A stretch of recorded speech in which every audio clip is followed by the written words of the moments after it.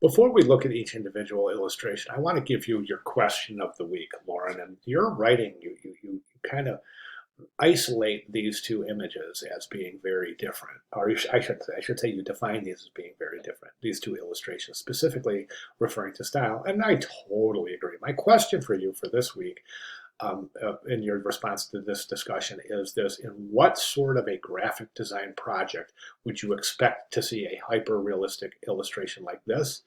And in what sort of a graphic design project would you attend to see a more stylized illustration like this?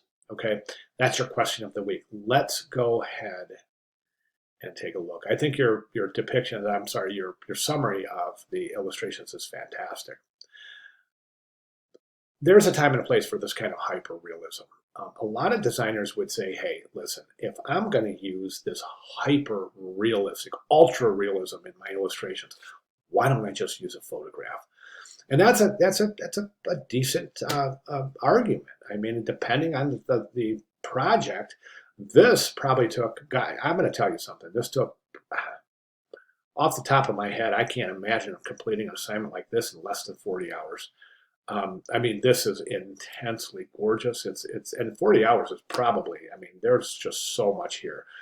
Now, granted, now once you get the technique down, things become quicker, especially when you start really learning how to use brushes, as we can see here. But that is just so hyper realistic, and a lot of I gave that demonstration video this week, or was it last week, with the gradient mesh tool, and you can see the kind of ultra realism. This isn't gradient mesh. This is all brushwork. But in the gradient mesh, you can really get these crazy, crazy notions of realism, almost photorealism, as it were.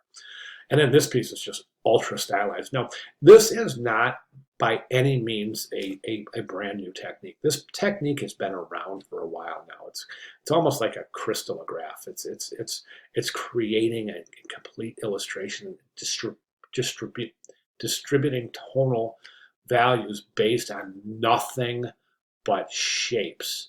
In this particular case, mostly triangles, if not all triangles. And that's really a fascinating. If you remember that show called Adam Ruins Everything?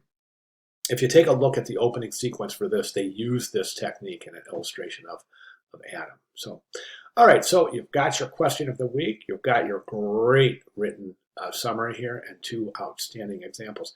Very nice, Lauren. I'm definitely looking forward to hearing your response to my question. Thank you very much.